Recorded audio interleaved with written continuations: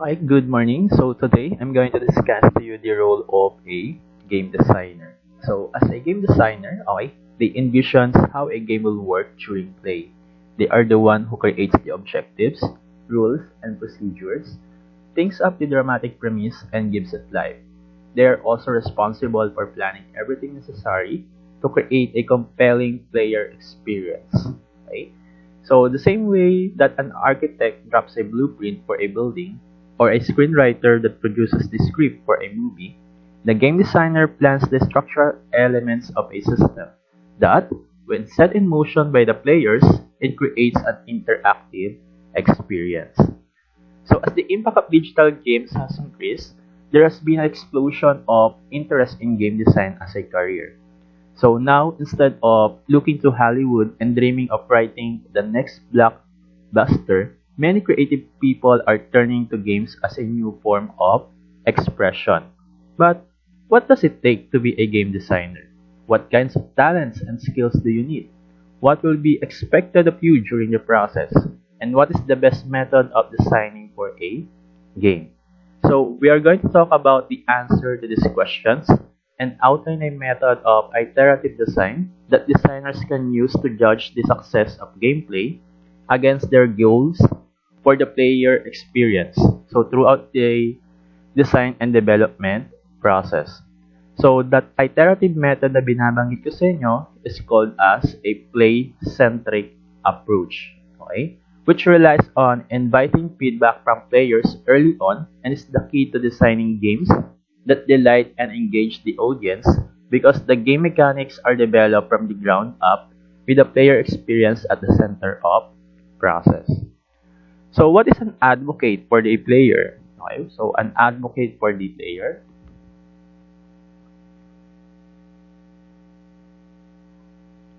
So an advocate for the player, okay, the role of the game designer is first and foremost to be an advocate for the player.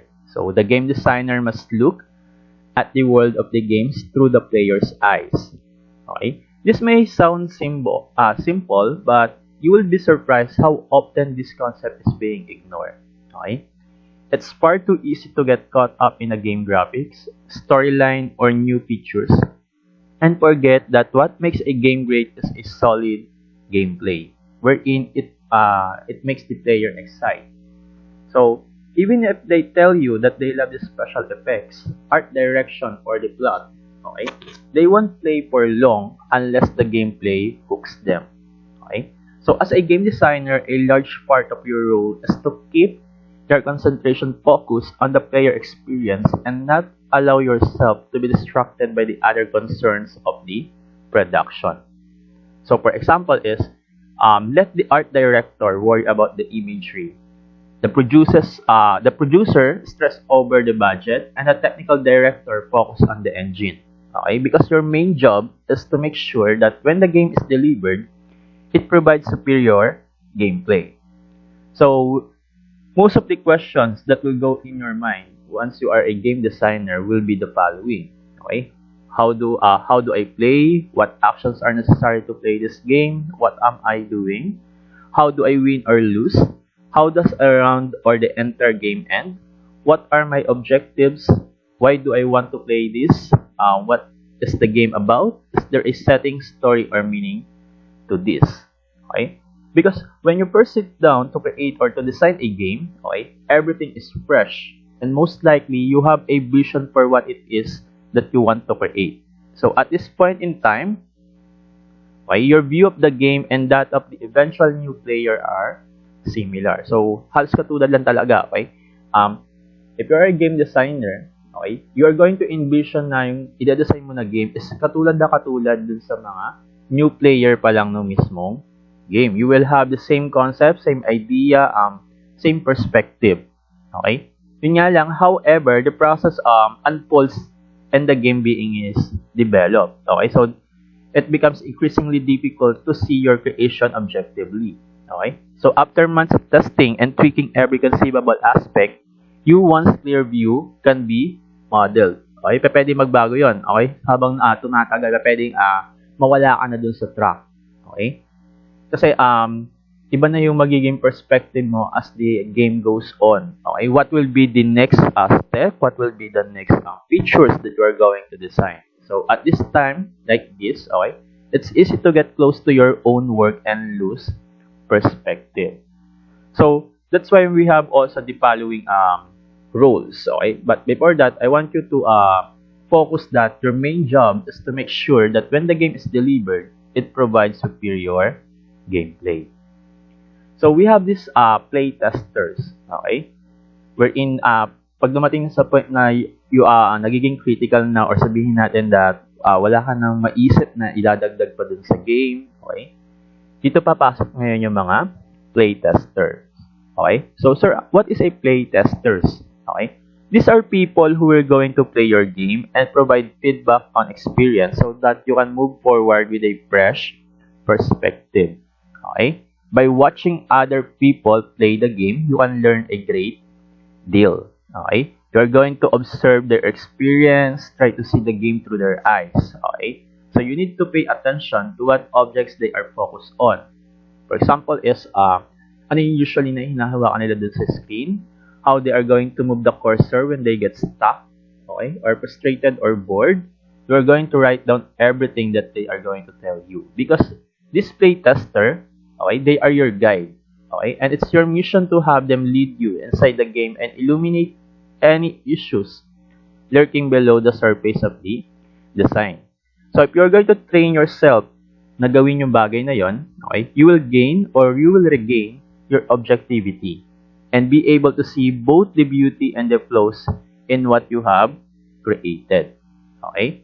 Well, some game designers don't involve playtesters in their process, or if they do bring a playtester, it's at the end of the production, when it's really too late to change the essential elements of the design. So perhaps they are on tight schedule and feel that they don't have time for feedback. Okay? Well, actually kasi these designers don't really realize that divorcing their process from this essential feedback opportunity, okay, they probably cost themselves considerable time, money, and creative heartache. Okay?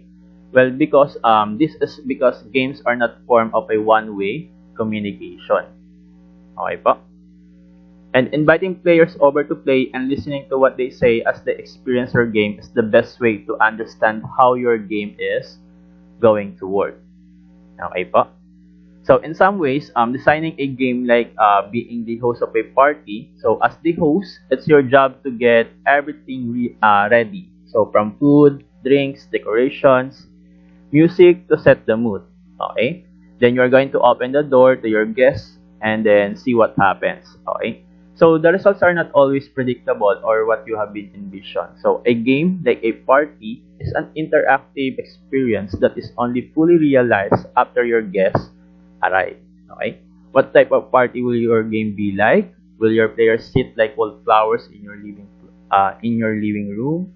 Will they stumble around trying to find the coat room closet, or they will laugh and talk and meet new people, hoping the night will never end?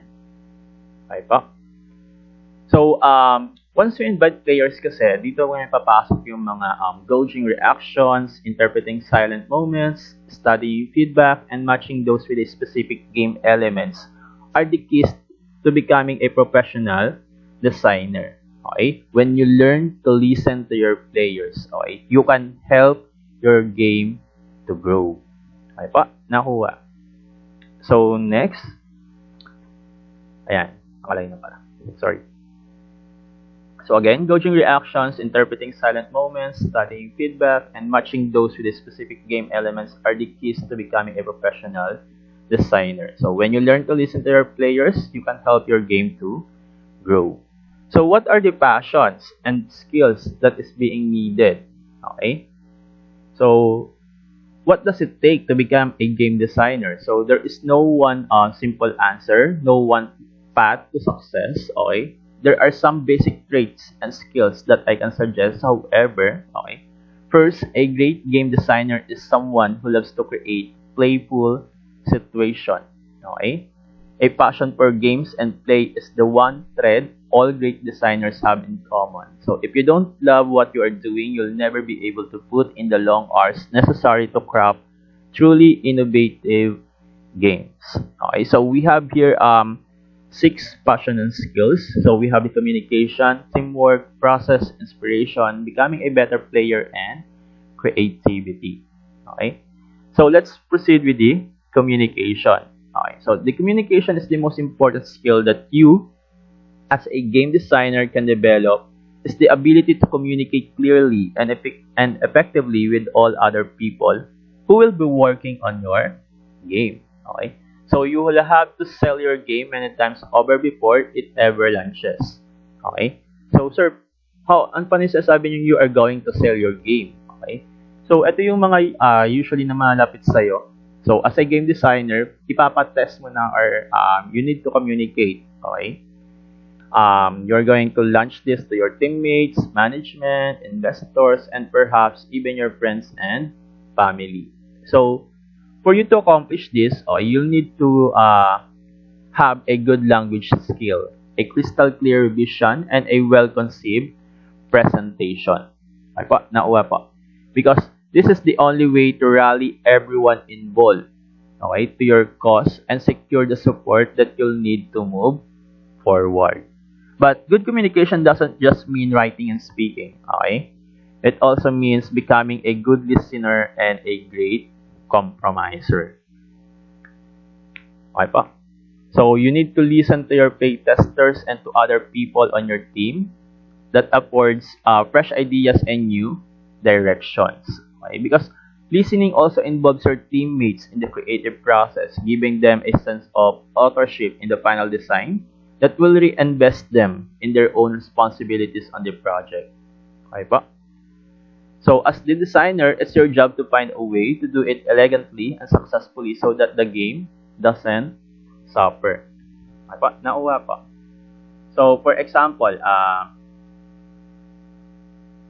your vision of the game might include a technical feature that is simply impossible with the time and resources that you have available. Okay? What if your programmers come up with an alternate implementation of the feature but it doesn't capture the essence of the original design? So how are you going to adapt to your idea, to the practical necessities, in such a way to keep the gameplay intact? Okay? So as a game designer, you'll have to compromise.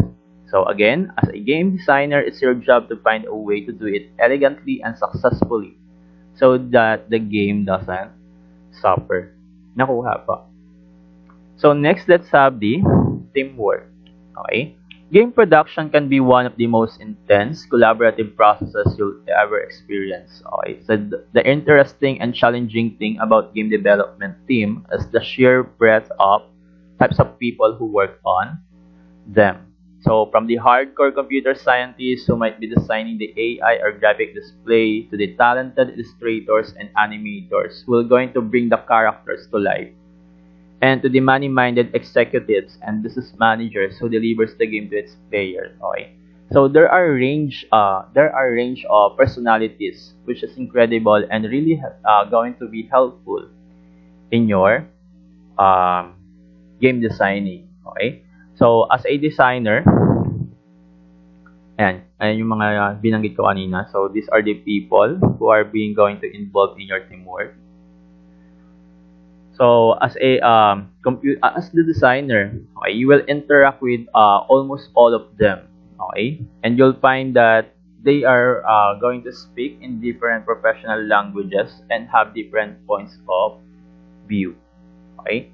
So as a computerist doesn't often communicate well to artists or producers, while the subtle shadings of the character sketch might not be instantly obvious to a programmer. So a big part of your job and one of the reasons for your documents and specification is to serve as a sort of universal translator, making sure that all of these different groups are in fact working on the same game. Okay po, nauwa. So usually, okay, as a game designer, it usually deals with a single team member. But in many cases, okay, the task of a game design is a team effort. Okay po. Whether there is a team of designers on a single game or a natin is collaborative environment where nandun yung visual designer, programmers, or producers.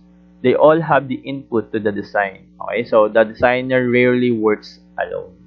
Okay, so hindi lang talaga siya mag-isa. So there are a group of people as much as possible because syempre mahirap din naman mag-isa.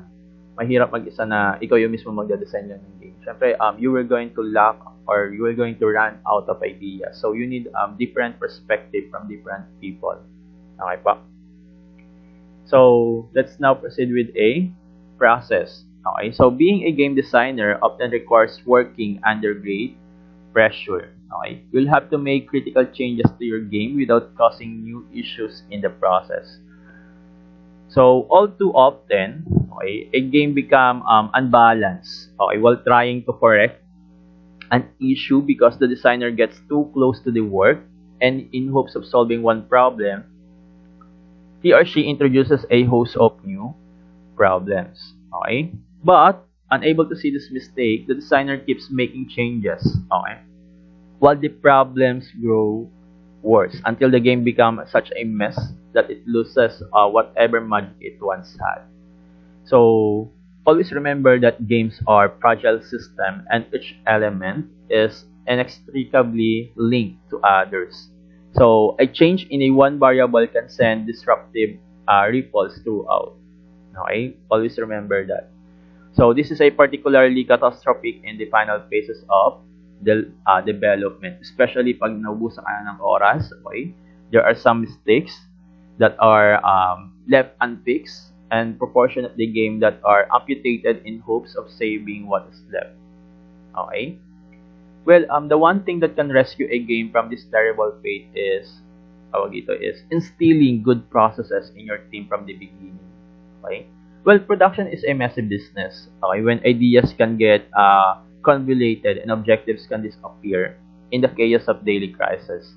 But a good process kasi, okay, we're going to use the play-centric approach of playtesting and controlled iterative changes. Okay pa, nakuha. So now let's have the inspiration. So, sir, what is an inspiration? So a game designer often looks at the world differently from most of the people. Okay, because this is the part of the profession. Okay, because the art of game design requires someone who is able to see and analyze underlying relationships and rules of a complex systems. So to find inspiration for play in common interactions. So when a game designer looks at the world, okay, nag-iiba kasi yung tingin niya doon. Okay, he often sees things in terms of challenges, structures, and play. Okay, games are everywhere. Okay, from how we manage our money to how we form relationships. Okay po? Everyone has a goal in life and must overcome obstacles to achieve these goals. And of course, okay, there are rules. Okay, for example, if you want to win in a financial market, you have to understand the rules of trading stocks, bonds, profit forecast, and then etc. Okay, so when you play the market, the act of investing becomes very similar to a game. Okay, another thing is the same holds true for winning someone's heart. Okay, in courtship, for someone naniligaw. Okay, there are social rules that you must follow, and it is in understanding these rules and how you fit into the society that will going to help you to succeed. So if you want to be a game designer, try looking at the world in terms of its underlying system. So try to analyze how things in your life functions. Okay? For example, is what are the underlying rules? How do mechanics operate? Are there opportunities for challenges and playfulness? Okay po? You're going to write down. Okay? You're going to write down your observation and analyze the relationship. Nakuha po. So, sir, paano kung, for example, is you lack of the inspiration already? Okay? Why not look at other games for inspiration? Well, of course, okay, you can and you should. Okay? Kaya di ba usually there are some games na on the same genre, halos parang magkakaparasa sila or magkakamukha, nagkukuha na sila ng idea. Okay? Because part kasi talaga yan. Part yun ng game designing that, for example, you run out of the inspiration, you're going to look for another game. Okay? But if you want to come up with a truly original ideas, then don't fall back on existing games for all your ideas. Instead, look at the world around you. Okay? Because there are some things that might have inspired other game designers and could inspire you too. Okay po? For example, it's personal relationships, buying and selling, competition in the workplace, etc. Okay po? Maliwanag po yan. So now let's have the becoming a better player. So one way to become an advocate for the player is by being a better player yourself. Okay? So when we say by better, okay, it doesn't mean that more skilled or someone who wins all the time. Okay? Although by studying game system in depth, okay, you will be undoubtedly become a more skilled player. So what I mean is using yourself and your experiences with games to develop an erring sense for a good gameplay. Okay? Well, the first step to practicing any art form is to develop a deep understanding of what makes the art form work. So, for example, kung kayo ay nakapag-aralan ng music instrument, okay, you will be probably learn to hear the relationship between the various musical tones. Okay pa? So, syempre, yun naman usually yun eh. If you're going to play, okay, a musical instrument, you need to listen, okay, the different relationship between the various musical tones so that you could develop an ear for music. Okay, for example naman, you are going to drawing or painting, okay, it's likely that yung magtuturo sa inyo or your mentor will urge you to practice looking carefully at light and texture. Okay po. So, para magkaroon ka ng visual composition. And then, for example, you are a writer, okay? You're going to learn to read critically, okay? And if you want to be a game designer, okay, you need to learn to play with the same conscious sensitivity to your own experience and critical analysis of the underlying system that these other arts demand. Okay pa? So next, let's have the creativity. Okay? Creativity is hard to quantify, but you'll definitely need to access your creativity to design great games. Okay? Because everyone is creative in different ways. Okay? Always remember that. Okay? Some people come up with lots of ideas without even trying. So others focuses on one idea and explore all its possible facets. Okay po?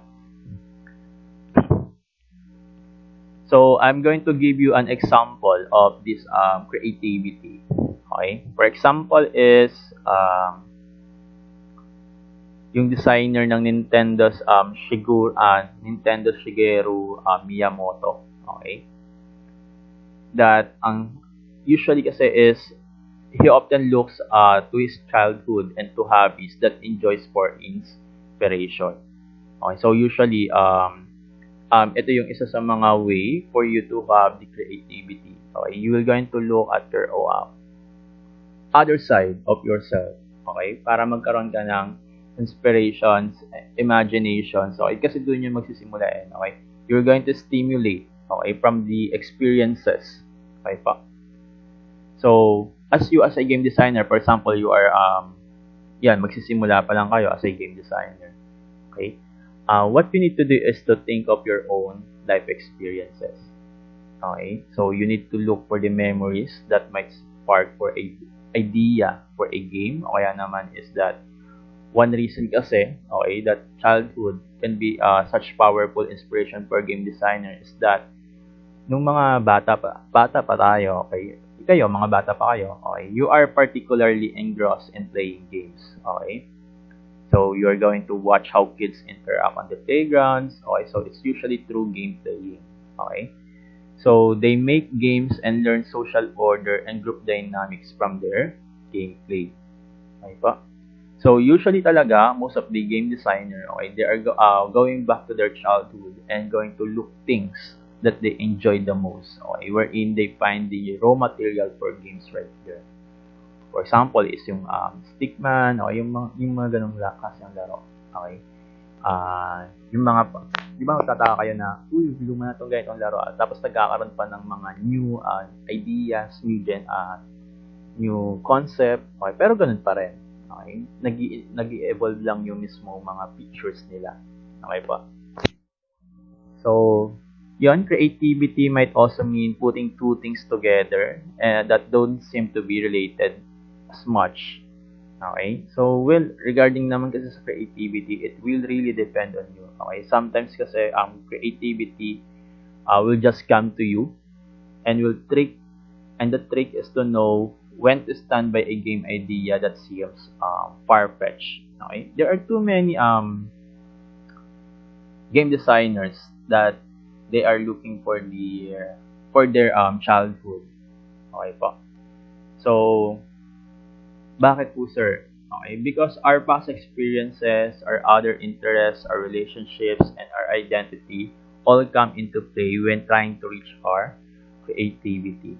Okay? That's why great game designers find a way to tap into their creative souls and bring forth the best part in their games. Okay? So, however, okay, you do it, whether you work alone or in team, whether you read books or climb mountains, okay, whether you look to other games for inspiration or to life experiences, okay, the bottom line is that there is no single right way to go about it.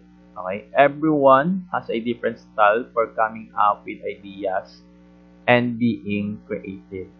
What matters is not the spark of an idea, but what you do with that idea once it emerges, and this is where the place-centric process becomes critical. Okay po? So those are the passions and skills for that you need to have to become a good designer. So hopefully is naintindihan po. So if you have questions, let me know. You may leave a comment or you may contact me dun sa platforms na ginagamit natin. Okay po? So that's it. Let's call it a day. You are being dismissed. Thank you.